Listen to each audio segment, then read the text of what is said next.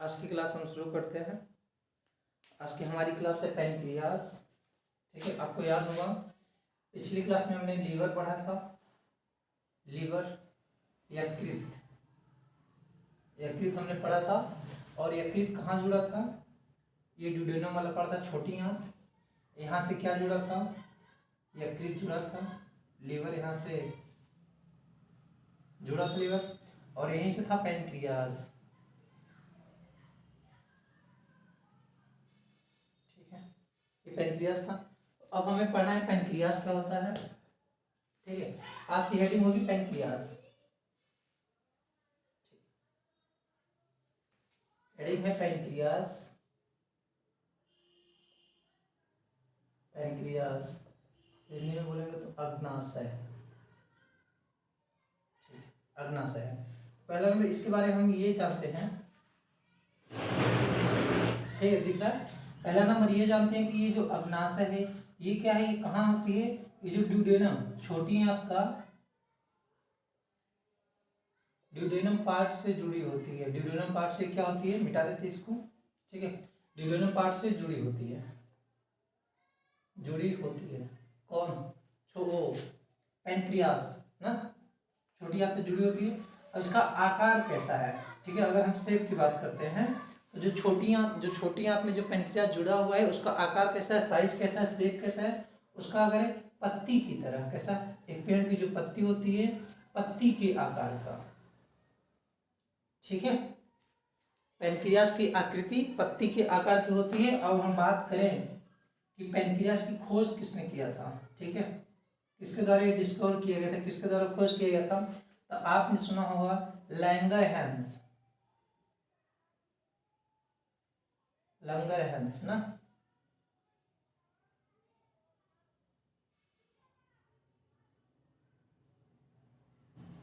Langerhans. ठीक है, कौन खोज किया था? लैंगरहैंस। ठीक है, पहली नंबर पैनक्रियास जुड़ी कहाँ से होती है? हमारे छोटी आंत की ड्यूडेनम पार्ट से जुड़ी होती है। दूसरा नंबर इसका आकार कैसा है? ये पत्ती के आकार का है, पत्ती क्या है? और तीसरा नंबर क्या है? इसका खोज कौन किया था? इसका खोज किया था लैंगरहैंस साइंटिस्ट। ये एक वैज्ञानिक थे। ठीक है, इन्होंने क्या किया था? इन्होंने पैनक्रियास की खोज की थी। ठीक है, ये होता। अब ध्यान रखिएगा कि जो अग्नाशय है, पैनक्रियास है, ठीक है, अग्नाशय, ये क्या करता है? ये फूड का डाइजेशन करवाने में क्या करता है? हेल्प करता है ना, फूड का डाइजेशन। फूड के डाइजेशन में क्या करता है? हेल्प करता है। कौन? पैनक्रियास फूड के डाइजेशन में क्या करता है? हेल्प करता है। ठीक है, दिख रहा है? सही।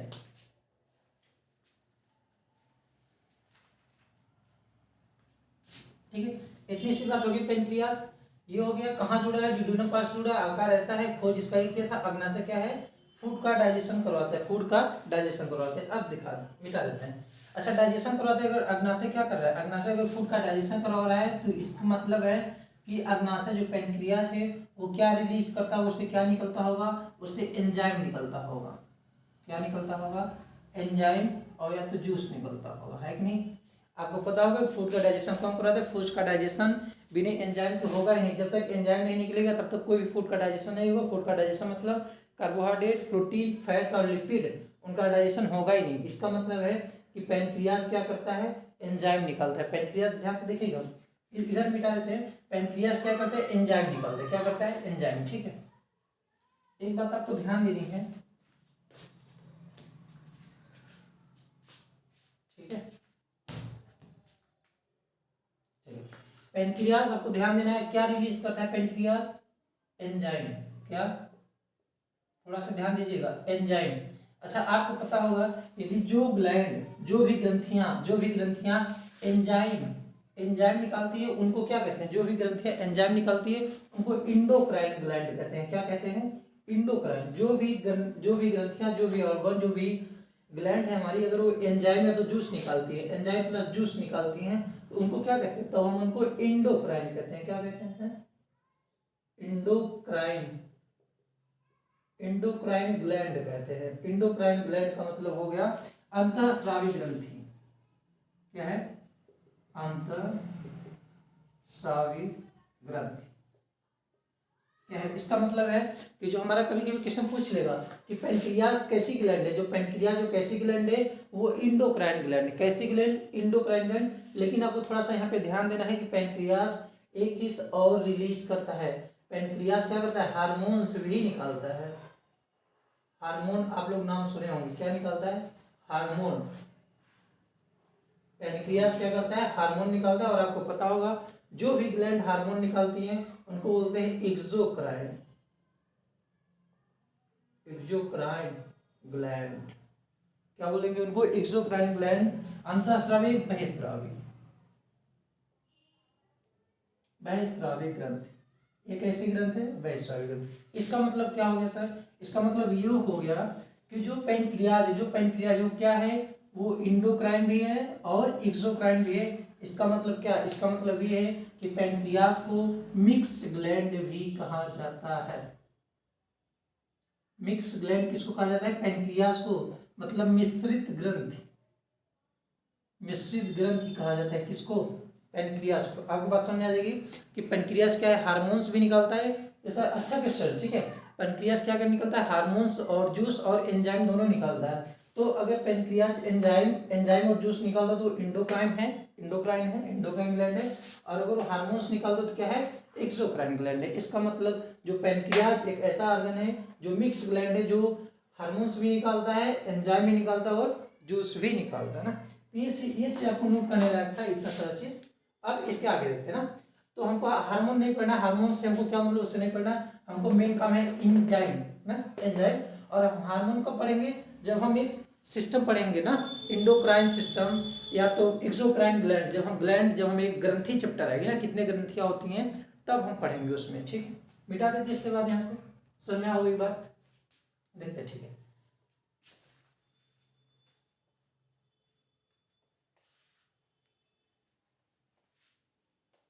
ठीक है, अब आगे देखिएगा।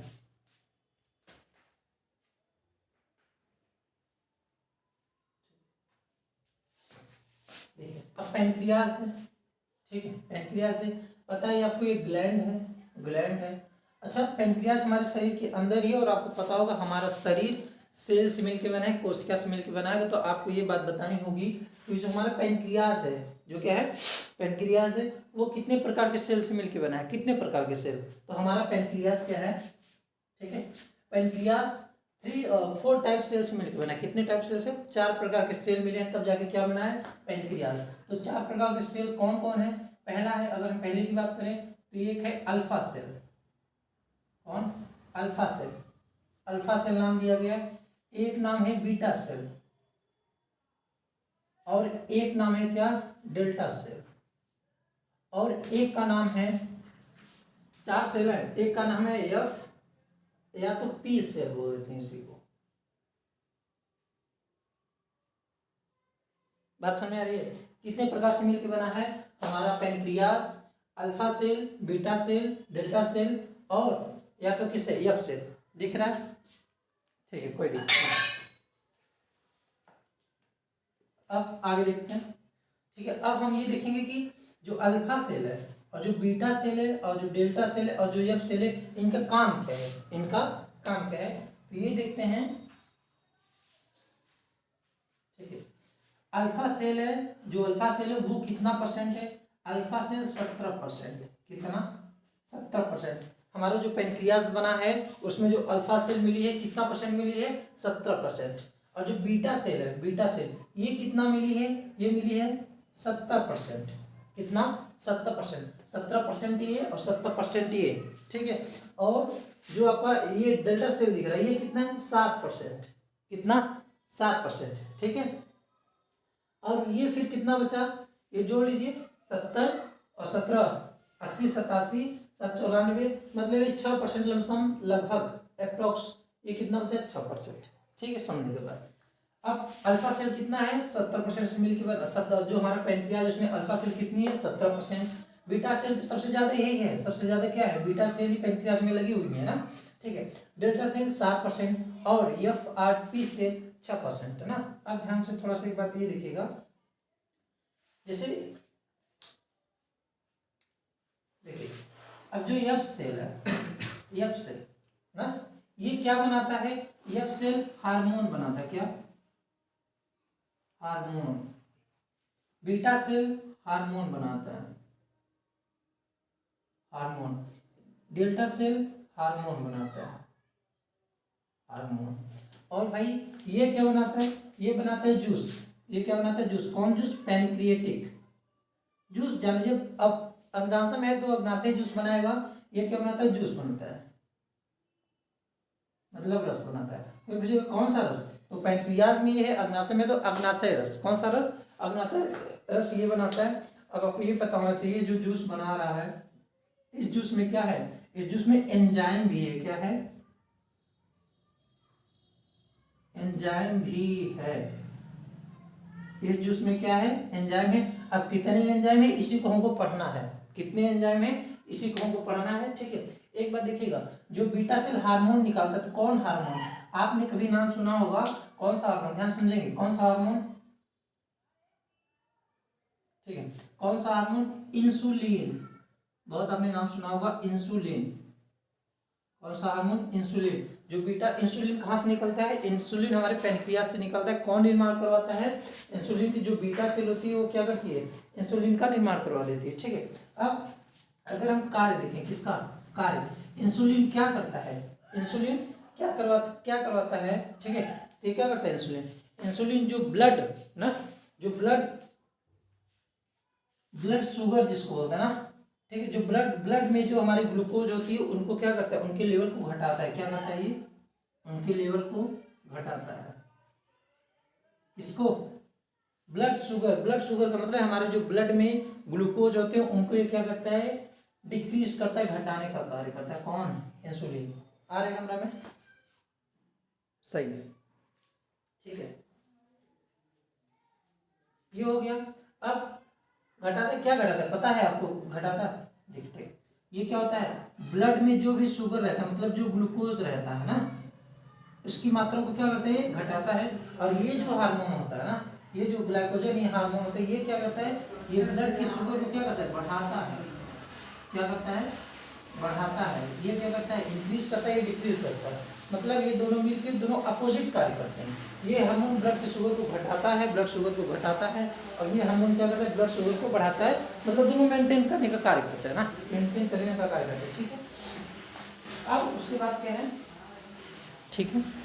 अब ये हार्मोन, ये भी तो हार्मोन ही निकालता है ना, ये भी क्या करता है? हार्मोन ही निकालता है। अब मेन हमको क्या पढ़ना है? मेन हमको जो है फोर्थ नंबर पे जो एफ सेल है वो क्या करता है? जूस बनाता है। क्या बनाता है? जूस बनाता है। और इस जूस में क्या है? एंजाइम है। अब हमको यही एंजाइम पढ़ना है कि इस जो इसमें एंजाइम है तो कितने एंजाइम है, कौन कौन एंजाइम है और उनका काम क्या है, ठीक है। ये होगी बात। अब आप इतना नोट कर लीजिए, इसको हम मिटाएं तब क्या पढ़ें, तब एंजाइम के बारे में पढ़ते हैं, ठीक है।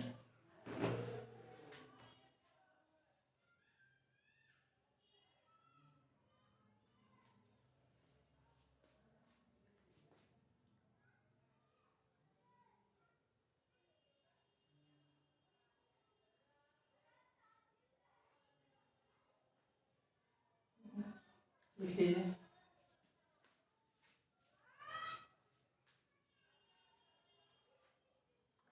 हो गया बेटा। अब हमको पढ़ना क्या है? ध्यान दीजिएगा, हमको पढ़ना ये। अब हमको एंजाइम पढ़ना है, ठीक है। एंजाइम पढ़ना है, हमको पता हो गया। थोड़ा सा रिवाइज कर लें। क्या है? पैंक्रियाज 4 सेल मिलकर हुआ है। कौन? अल्फा सेल, बीटा सेल और डेल्टा सेल। गामा नहीं है, डेल्टा सेल है। और एफ सेल और पी सेल, ठीक है। अल्फा सेल कितना है? 70% है। बीटा सेल कितना है? 70% है। डेल्टा सेल कितना है? 7%। और यह लगभग 6%। ये हार्मोन्स क्या करता है? ये जो ग्लाइकोजन ये हार्मोन होता है, ये क्या करता है? ये ब्लड की शुगर को, ब्लड के लेवल को, जो ब्लड का शुगर लेवल होता है उसको क्या करता है? इंक्रीज करता है। और जो इंसुलिन हार्मोन होता है ये क्या करता है? ब्लड जो शुगर होता है, ब्लड में जो ग्लूकोज होता है उसके लेवल को क्या करता है? डिक्रीज करता है। और जो ये हार्मोन है ना, ये हार्मोन है सोमैटोस्टेटिन, ठीक है। इसका भी वही काम है।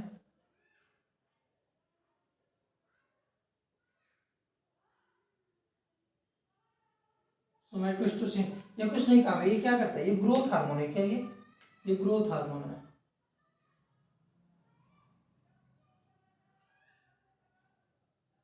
ग्रोथ हार्मोन ना, ये हार्मोन क्या करता है, जो डेल्टा सेल है ये हार्मोन क्या करता है, ये ग्रोथ हार्मोन रिलीज करता है, मतलब वृद्धि करने वाले हार्मोन रिलीज करते हैं। और जो सेल वो जूस निकालते हैं, जूस में क्या होता है, एंजाइम। अब हमको यही पढ़ना है एंजाइम, ठीक है, मिटा देते हैं ना।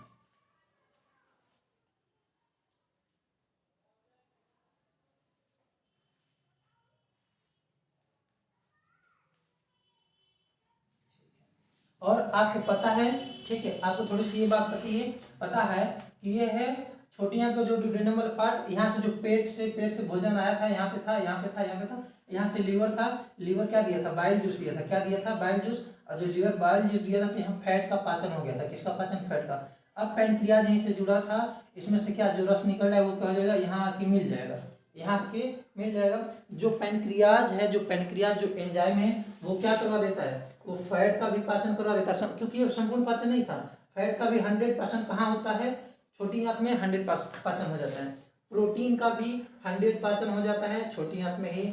और फैट हो गया, और प्रोटीन का भी कहाँ पाचन हो जाता है, छोटी आंत में ही क्या हो जाता है। और इन तीनों का संपूर्ण पाचन कौन करवाता है, जो पैनक्रिएटिक एंजाइम होता है। कौन, पैनक्रिएटिक एंजाइम, जो अग्नाशय वाली एंजाइम होती है वो क्या करवाती है, वो फैट का भी, प्रोटीन का भी और कार्बोहाइड्रेट का भी संपूर्ण पाचन करवा देती थी। कहाँ करवा देती है, स्मॉल इंटेस्टाइन में, छोटी आंत में। छोटी आंत के कौन से पार्ट में, छोटी आंत के ड्यूडेनम वाले पार्ट में। कौन से पार्ट में, ड्यूडेनम वाले पार्ट में। आपको पता होगा माउथ में कार्बोहाइड्रेट का पाचन हुआ था, पेट में हमारे प्रोटीन का पाचन हुआ था, और जो ड्यूडेनम वाला पार्ट आया है यहाँ पे फैट का पाचन कौन किया था, फैट का पाचन बाइल जूस किया था ना, क्या बोलते हैं, पित्तरस, ठीक है, पित्तरस किया था। अब जो बचा हुआ पार्ट है, थोड़ा सा फैट भी बचा था, थोड़ा सा कार्बोहाइड्रेट भी बचा था, थोड़ा सा प्रोटीन भी बचा था, तो उनका पाचन कौन करेगा, उनका पाचन जो अग्नाशय से, जो पैनक्रियाज से जो भी जूस निकला, जो भी एंजाइम निकला वो क्या करवाएगा, उनका डाइजेशन करवा देगा। ठीक, देखते हैं।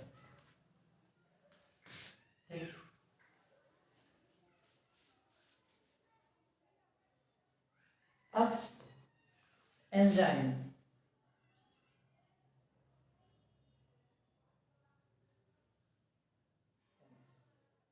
कौन सा एंजाइम, जो हमारे अग्नाशय में है ना, अग्नाशय में। तो कौन कौन से एंजाइम, ठीक है, एमाइलेज है, ठीक है, लाइपेज है और ट्रिप्सिन है। कितने प्रकार के एंजाइम है हमारे इसमें अग्नाशय में, ठीक है। पहला है एमाइलेज, एमाइलेज। एक एमाइलेज माउथ में भी था, वो दूसरा था, वो टाइलिन एमाइलेज था या स्लाइवरी एमाइलेज बोलते हैं। ये केवल एमाइलेज ना, माउथ में भी एक एमाइलेज कभी कभी आ जाता है क्वेश्चन, तो स्लाइवरी एमाइलेज है, या तो लिखा रहेगा टाइलिन एमाइलेज या तो स्लाइवरी, ठीक है। और यहाँ क्या है, केवल एमाइलेज है। दूसरा क्या है, लाइपेज है, क्या है, लाइपेज, लाइपेज ना। और तीसरा क्या है, एक है ट्रिप्सिन, क्या, ट्रिप्सिन। हिंदी और अंग्रेजी सेम चीज, अब देखिएगा ध्यान से, ठीक है। अब एमाइलेज, एमाइलेज क्या है, एंजाइम है। ये क्या करता है, इसका फंक्शन क्या है, इसका फंक्शन क्या है, इसका फंक्शन क्या है, आपको पता होगा। एमाइलेज क्या करवाता है, एमाइलेज कार्बोहाइड्रेट का पाचन करवाता है। किसका, कार्बोहाइड्रेट का, कार्बोहाइड्रेट का। ये क्या करवाता है, यहाँ पे कार्बोहाइड्रेट रहता है, ठीक है, कार्बोहाइड्रेट, कार्बोहाइड्रेट का कौन पाचन करवा देता है, एमाइलेज। और आपको ये चीज पता होना चाहिए कि जब कार्बोहाइड्रेट खाते हो तो कौन सा फॉर्म में खाते हो, स्टार्च के फॉर्म में। कौन, स्टार्च, क्या, स्टार्च। तो कार्बोहाइड्रेट आप कौन सा फॉर्म खाते हो, जो स्टार्च हम खाते हैं, क्या, स्टार्च, मंड जिसको बोलते हैं, स्टार्च। स्टार्च को, ठीक है,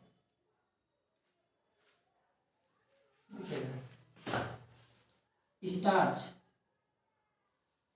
ठीक है, स्टार्च को ये क्या कर देता है, कौन, एमाइलेज। कौन,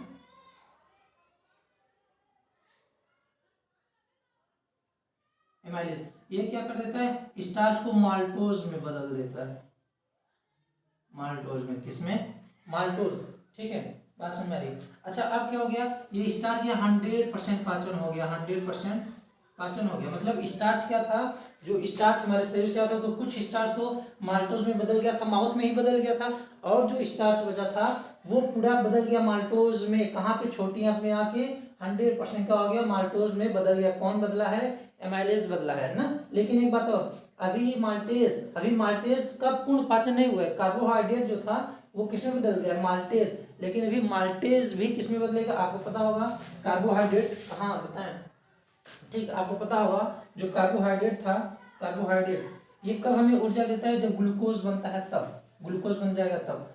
फैट कब देगा, फैट जब ग्लिसरॉल बन जाएगा तब, या तो फैटी एसिड ग्लिसरॉल, ठीक है, ग्लिसरॉल बन जाएगा तब। और फैट हो गया, और जो प्रोटीन हो गया जब एमिनो एसिड में बदल जाएगा तब। तो आपको पता होना चाहिए अभी जो कार्बोहाइड्रेट था कहीं भी वो ग्लूकोज नहीं बना है, कहीं भी जो फैट है वो कहीं भी ग्लिसरॉल नहीं बना है, और कहीं भी जो प्रोटीन हो कहीं भी एमिनो एसिड नहीं बना है।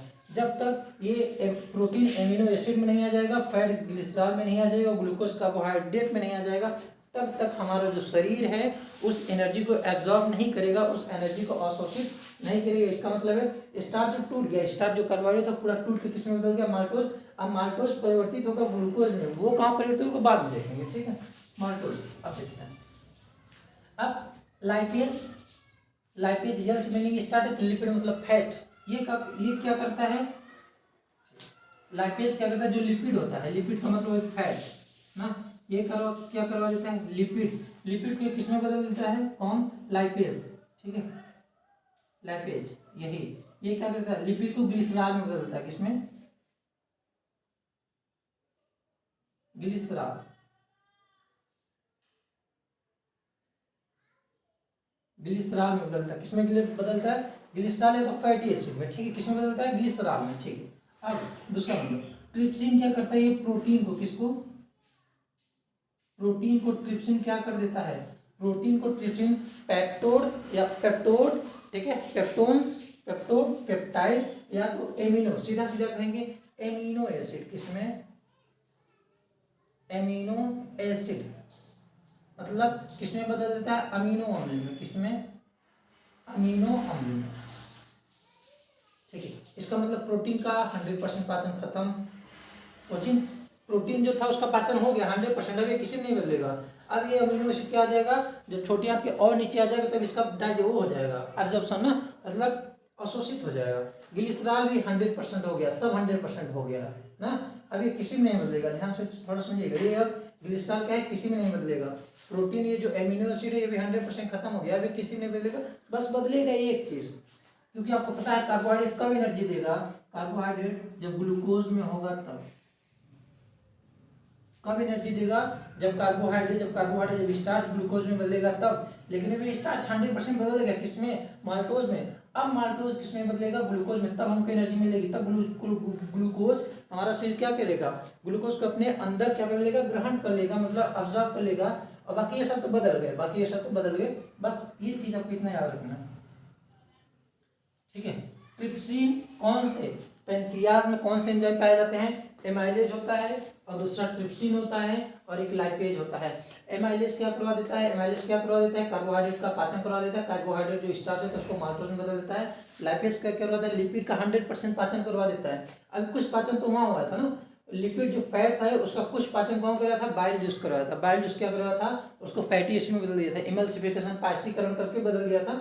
लेकिन संपूर्ण पाचन पूरा 100%, 100 कितना, लाइपेज बदल दे उसको ग्लिसरॉल में, तब एनर्जी मिलती है। और प्रोटीन किसमें, अमीनो अम्ल में। अब देखिए क्या हो गया, अब ठीक है, अब जो फूड है, फूड, फूड इसका क्या हो गया, इसका कंप्लीट डाइजेशन हो गया, क्या, कंप्लीट, कंप्लीट डाइजेशन हो गया, किसका, फूड का, संपूर्ण पाचित हो गया, संपूर्ण मतलब इसका सब जो एनर्जी थी उसमें, जो उसमें जो प्रोटीन था, जो फैट था, जो कार्बोहाइड्रेट था, सब क्या हो गया, पाचन हो गया है। अब क्या होगा, अब जो हमारी छोटी आंत है वह क्या कर लेगी, उसको एब्जॉर्ब कर लेगी, उसको अवशोषित कर लेगी, ठीक है। अब देखिएगा यहाँ से मिटा देते हैं,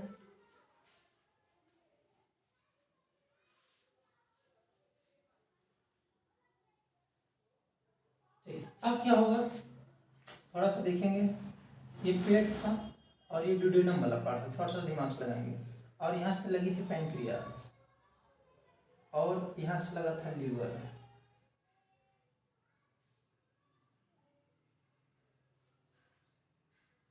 ठीक है, लीवर यहाँ से,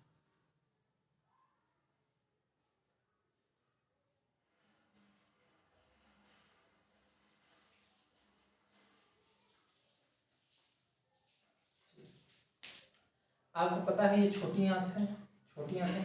इधर वाला पार्ट ड्यूडेनम था, ड्यूडेनम, इधर वाला पार्ट जेजुनम, और इधर वाला पार्ट इलियम। अब क्या होगा, यहाँ भोजन क्या हो गया, जो भोजन था यहाँ पे भोजन का पाचन हो गया है, संपूर्ण पाचन क्या हो गया है, हो गया है, संपूर्ण पाचन हो गया है। अब ये भोजन कहाँ आएगा, अब ये भोजन जेजुनम में आएगा, कहाँ, जेजुनम में आएगा। तो जेजुनम में कुछ नहीं होता, भोजन जेजुनम में कुछ नहीं होता है। जेजुनम से क्या होता है, भोजन सीधे कहाँ चला आता है, भोजन चला आता है इलियम में। कहाँ चला आता है, इलियम में। ये भोजन चला आया इलियम में, यहाँ से लगी हुई है बड़ी हाथ।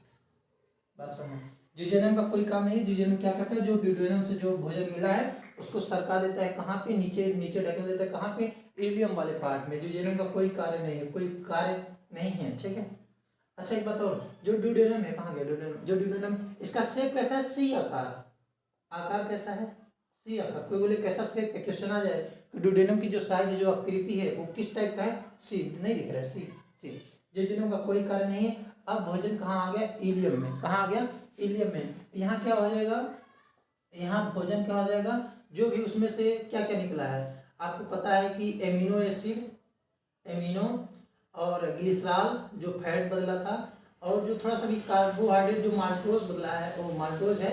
माल्टोज भी अभी अभी परिवर्तित हो जाएगा इसमें ग्लूकोज में। तो ग्लूकोज का, ग्लिसरॉल का और एमिनो एसिड का, ये तीनों को कौन ग्रहण करेगा, इलियम ग्रहण करेगा। इलियम क्या होता है, भोजन का जो तत्व मिले रहते हैं उनको क्या कर लेता है, ग्रहण कर लेता है। कैसे ग्रहण कर लेता है बाद में पढ़ेंगे, भी पढ़ेंगे। उसमें क्या है, ऐसे जो अगर आप छोटी अंदर वाला पार्ट देखेंगे उसमें ऐसे ऐसे ऐसे नलिकाएं लगी होती हैं, ऐसे ऐसे ऐसे ऐसे। यहाँ क्या होती हैं, ब्लड वेसल्स होती हैं, ब्लड नली लगी होती है। यहाँ क्या होता है, ब्लड में क्या होता है, ये सब क्या होते हैं, घुल जाते हैं। ब्लड में क्या हो जाता है, घुल जाता है, और यहाँ से नसें हमारे पूरे शरीर में गई होती हैं, तब हमको क्या मिल जाता है, एनर्जी मिल जाती है, ठीक है। तो मतलब हमारा कहने का मतलब है, लीवर का काम खत्म, पैंक्रियास का काम खत्म, ड्यूडेनम का काम भी खत्म। अब भोजन कहाँ, जेजुनम का भी काम खत्म, जेजुनम में कुछ नहीं है। अब भोजन कहाँ आ गया, अब भोजन आ गया इलियम में। अब हमको पढ़ना है इलियम, क्या पढ़ना है, इलियम, ठीक है। तो हम बस करते हैं, क्लास यहीं रखते हैं, और हम कल देखते हैं इलियम, ठीक है। थोड़ा सा अगर हम पूरा चित्र बनाए तो एक बात आप समझ लीजिएगा, मिटा देते इसको।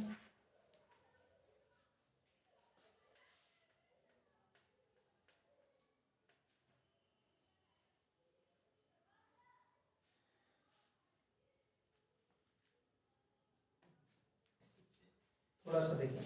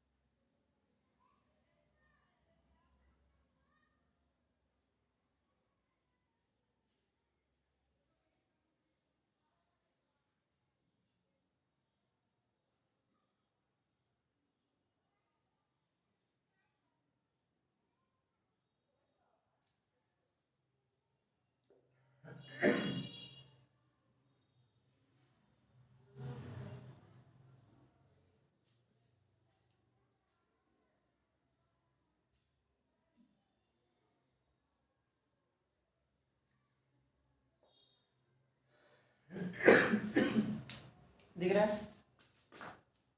चलिए,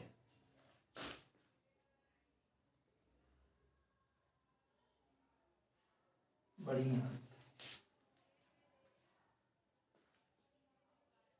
ठीक है,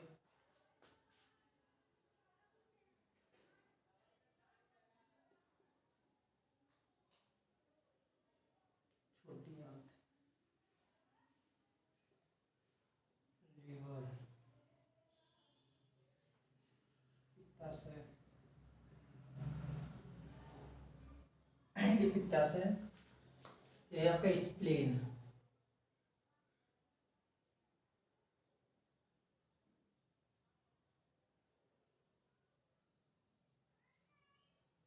स्प्लीन। ठीक है, ये है एनस,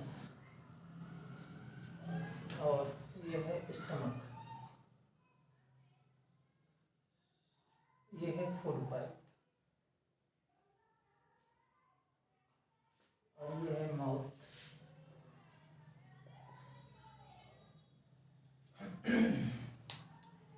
अच्छा, एक बात और समझ लीजिएगा, ये स्प्लीन है। क्या है? स्प्लीन। स्प्लीन क्या होता है? यहाँ पे क्या होता है, इसको इसको ग्रेव यार्ड ऑफ ब्लड, मतलब जो ग्रेव यार्ड ऑफ आरबीसी, मतलब जो ब्लड में हमारे आरबीसी होते हैं, उसको इसको क्या कहा जाता है, कब्रगाह में कहा जाता है। ये हम कब पढ़ेंगे? ये सर्कुलेटरी में पढ़ेगा ना, इसको तो हम छोड़ देते हैं। ठीक है, अब ऊपर तक दिख रहा है?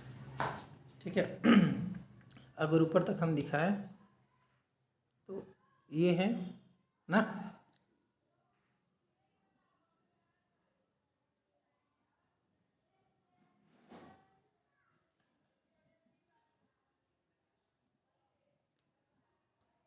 ठीक, ये देखिएगा, आपको पता है माउथ है, माउथ में क्या होगा, भोजन जाएगा ना, और यहाँ पे क्या पाए जाते हैं, ग्लैंड पाए जाते हैं, स्लावरी ना, कितना 3 जोड़ी पाए जाते हैं ना। माउथ में भोजन आया, माउथ में भोजन आया, इसमें क्या निकला, इसमें लार निकल के गया, माउथ में क्या गया, लार गया। और लार गया तो लार गया तो यहाँ पे जो भोजन में क्या क्या था, माउथ में जो भोजन था, कार्बोहाइड्रेट, प्रोटीन और लिपिड था। तो कार्बोहाइड्रेट का पाचन यहाँ कुछ पाचन तो हो गया, कौन करवा दिया, लार करवा दिया। लार में क्या था, लार में लाइसोजाइम और क्या था, टाइलिन था। ठीक है, मेन दो ही थे। टाइलिन क्या करवा दिया, इसमें कार्बोहाइड्रेट का पाचन हो गया। तो कार्बोहाइड्रेट का पाचन कुछ हो गया तो बचा क्या क्या, फैट और प्रोटीन बचा था। तो जो मांस वाला भोजन था उसको हमने क्या नाम दे दिया था, उसको नाम हमने दे दिया था काइम। क्या नाम दे दिया था, काइम। अब क्या हो गया, ये भोजन यहाँ आया, भोजन नली से यहाँ आया।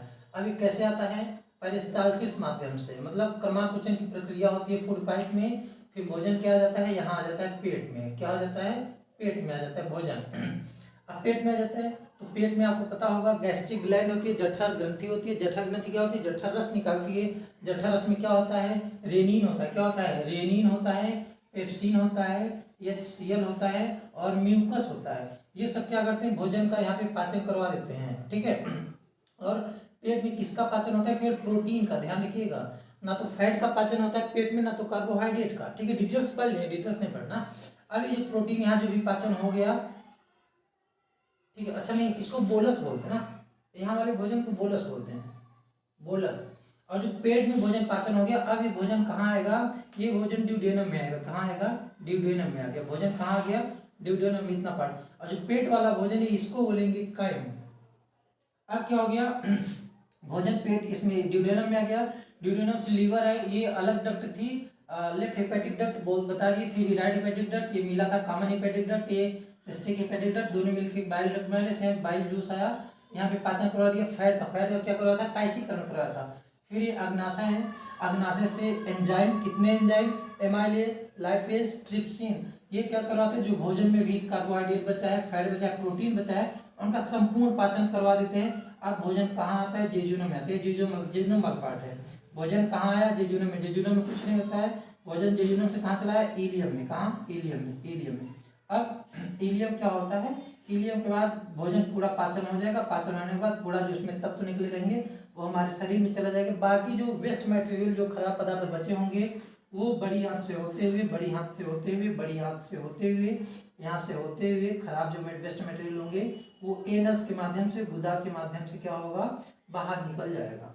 ठीक है, ये था संपूर्ण हमको कल, बस कल कल कल तक घर में पूरा डाइजेशन हमारा खत्म हो जाएगा। हमने पूरा रिवाइज भी कर लिया है। कल अब हमको पढ़ना है, थोड़ा सा एलियन पढ़ना है, थोड़ा सा क्लास है, अब बाकी एक बड़ी यहाँ से एनस के द्वारा भोजन बाहर खत्म हो जाएगा। दैट्स डाइजेशन सिस्टम, हमारा कल की क्लास खत्म हो जाएगी। तो आज की क्लास यहीं तक रखते हैं, ठीक है। फिर कल देखते हैं, अगली क्लास में मिलते हैं, ठीक है। कल हमारी क्लास क्या है, कल हमको पढ़ना है इलियम। क्या पढ़ना है, इलियम। इलियम क्या है, छोटी आंत का ही पार्ट है। छोटी आंत का सबसे 3 पार्ट था, और क्या क्या पार्ट था, ड्यूडेनम, जेजुनम, इलियम। तो कल हमको पढ़ना है इलियम।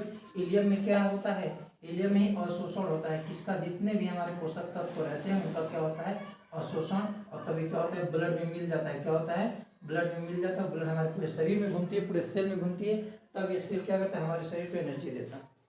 बस आज की क्लास में